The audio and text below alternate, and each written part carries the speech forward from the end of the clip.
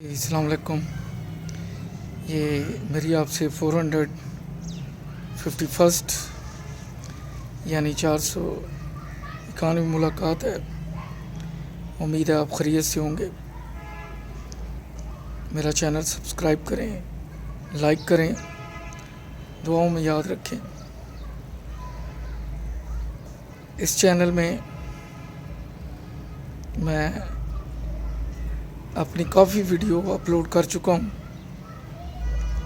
میرا خیال ہے گولڈن اپرچونٹی ہے یہاں پہ کہ ہر کوئی اپنی بات ایک دائرے میں رہ کے کر سکتا ہے، اپنی صلاحیتیں دکھا سکتا ہے، کریٹیونیس شو کر سکتا ہے، فرینڈز کا دائرہ کار بڑھا سکتا ہے، اور جو زندگی کے تجربات ہیں وہ یہاں منتقل کر کے دوسروں کو فائدہ پہنچا سکتا ہے. بطور اس ایپیسوڈ کا موضوع پھر ایک دفعہ چھوتا ہے کہ ہم ایک زرعی ملک ہونے کے باوجود سبزیوں وغیرہ میں خود کفیل کیوں نہیں ہے. ہمارے ہاں سبزیاں مہنگی کیوں ہیں. میں مسقط میں تقریباً 20 سال وہاں پہ گزارے ہیں. وہاں پہ تقریباً تمام سبزیاں دبئی سے آتی ہیں. یہ آج سے 20 سال پہلے کی بات ہے. آج شاید کچھ بہتری ہو گئی ہو، لیکن پہلے وہاں سے سب سبزیاں دبئی سے آتی تھیں. دبئی سے آنے کے باوجود بڑی مناسب قیمتیں ہوتی تھیں. کیا وجہ ہے کہ ہم زرعی ملک ہیں اور یہاں زرعی اجناس مہنگے ہیں؟ سب سے پہلے تو کاشتکار سے گندم، چاول، کیونکہ میں نے یہاں پہ سپر سٹور بھی رن کیا، میرا کافی ایکسپیرینس ہے پلسز میں، رائس میں، ویٹ میں، کچن آئٹمز میں. تو میں نے یہی دیکھا ہے کہ کسانوں کو وہ پرائس نہیں ملتی، اس سے اونے پونے داموں چیزیں لی جاتی ہیں اور پھر ڈبل قیمت پہ بیچی جاتی ہیں.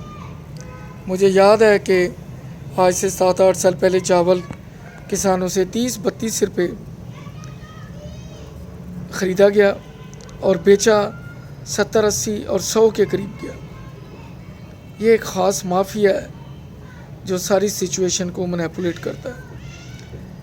یہی وجہ ہے کہ آئے دن جب ہم سنتے ہیں کہ ترکی ایران بارڈر کراس کرتے اتنے لوگ جیلم کے، دینے کے، سواوے کے، بورے اعلیٰ، وہاڑی، یہ وہی ہیں جو ہمارے زرعی علاقے ہیں، زرخیز زمینوں کے.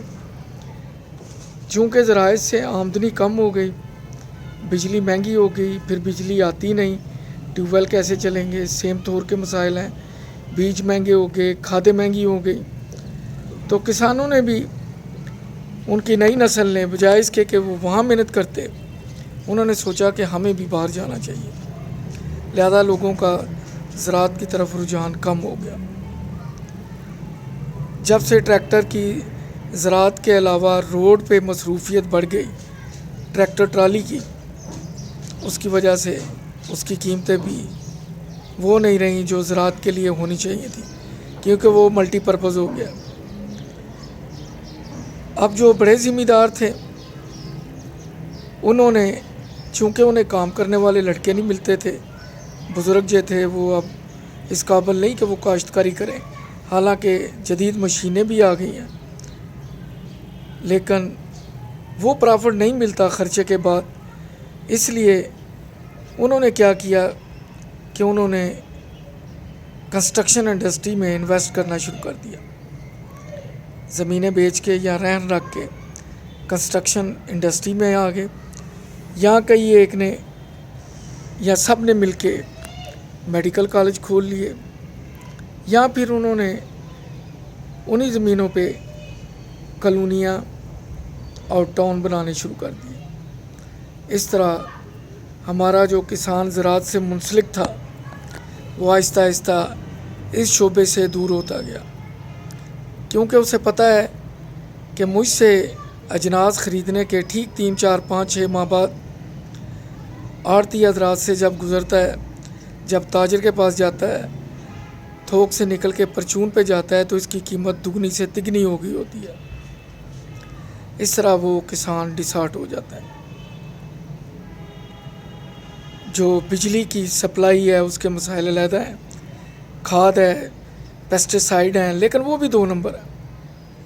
کس کس شعبے میں 2 نمبری نہیں ہے؟ ہم نے جس طرح یہ میک اپ کی بلیچ کریمیں ہیں، ان کو جب سے استعمال کرنا شروع کیا، میرا خیال ہے جو بھی استعمال کرتا ہے 6-7 سال بعد اس کے چہرے پہ آٹومیٹیکلی موٹے بال اگنے شروع ہو جاتے ہیں، اور یہ فیکٹ ہے۔ اسی طرح جب سے ہم نے اپنی زمینوں کو مختلف کھادوں کا نشہ لگا دیا، ان میں پیداواری صلاحیت کم ہو گئی ہے۔ بجائے اس کے کہ ہم سپرنکلز کے ذریعے آبپاشی کا نظام بہتر بناتے، اس طرف توجہ نہیں دی گئی، اور آج ہمارے ملک میں زرعی ملک ہونے کے باوجود یہ عالم ہے کہ کسی سبزی کے ساتھ پہلے 100 نہیں لگتا تھا، اب ہر سبزی کے ساتھ 100 لگتا ہے، اور کسی فراڈ کے ساتھ کروڑ سے زیادہ نہیں لگتا تھا، لیکن اب ہر کرپشن کے ساتھ ارب لگتا ہے۔ ہم ارب سنتے تھے، ارب پتی سنتے تھے، لیکن یہ جو صرف ارب ہے جو پیسوں کے ساتھ ہے، یہ پاکستان میں ہر دوسری زبان پہ ہے۔ جو پچھلے گھپلے کرنے والے تھے وہ تریخیں بھگت رہے ہیں، وہ جیلوں میں ہیں۔ پھر جب اگلی گورنمنٹ آئے گی اور ان چینی آٹا والوں سے باز پرس کرے گی، تو پھر اسمبلی میں ہنگامہ ہوگا، جلسوں میں کہیں گے کہ دیکھیں جی یہ ریونج ہے، یہ بدلہ ہے، یہ سیاسی انتقام ہے، حالانکہ یہ حقیقت ہے۔ اس کو کیوں اگلی گورنمنٹ پہ چھوڑیں کہ وہ آئے اور وہ ان کو عدالتوں میں لے کے جائے، وہ کس رجسٹرڈ کرے، وہ نیب کا چیئرمین ان سے باز پرس کرے؟ یہ ابھی کیوں ایسا ممکن نہیں ہے؟ ایسا ممکن ابھی کیوں نہیں ہے؟ یہ بہت بڑا سوال ہے۔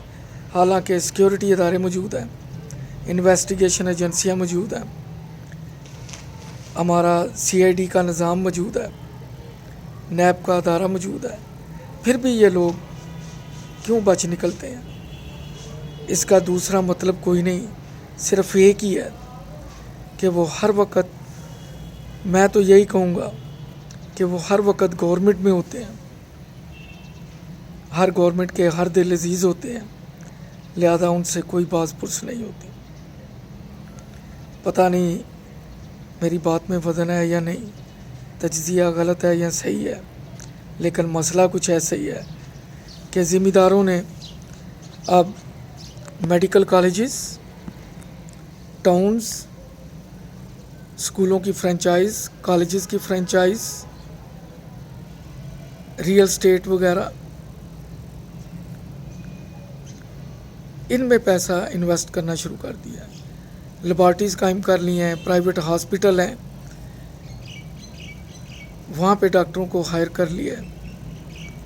اس طرح لوگوں کا زراعت میں سے رجحان بہت کم ہو گیا۔